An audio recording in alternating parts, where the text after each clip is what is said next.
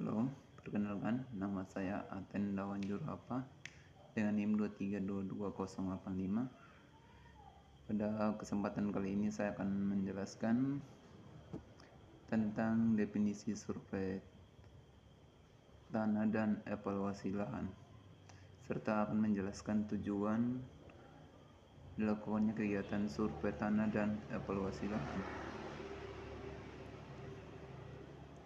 Di sini definisi survei tanah dan evaluasi lahan adalah kegiatan yang bertujuan untuk mengumpulkan informasi mengenai sifat-sifat tanah, distribusi dan karakteristiknya pada suatu wilayah tertentu.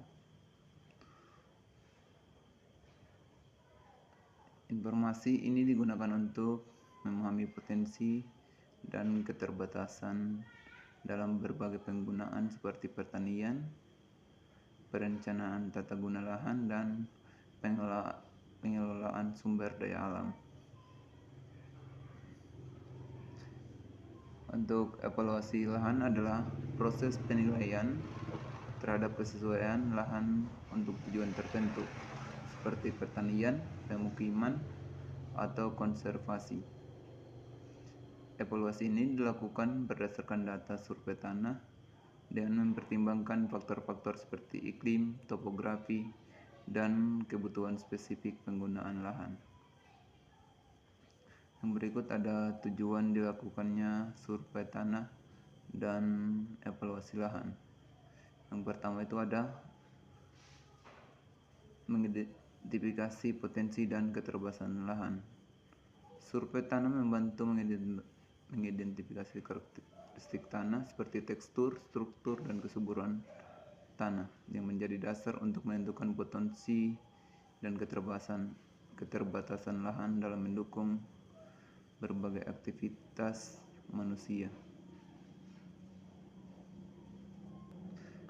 Yang berikut ada perencanaan tata guna lahan. Informasi dari survei tanah digunakan untuk merencanakan tata guna lahan yang optimal, baik pertanian, pemukiman, maupun lingkungan. Evaluasi lahan memberikan rekomendasi penggunaan lahan yang sesuai dengan kondisi fisik dan sosial ekonomi wilayah tersebut.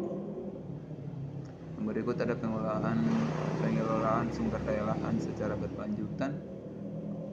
Survei dan evaluasi lahan mendukung pengelolaan sumber daya lahan berkelanjutan dengan memastikan bahwa penggunaan lahan tidak merusak ekosistem atau mengurangi produktivitas lahan di masa depan. Terus yang berikut ada mendukung pengambilan keputusan. Data hasil survei tanah dan evaluasi lahan menjadi dasar bagi pemerintah,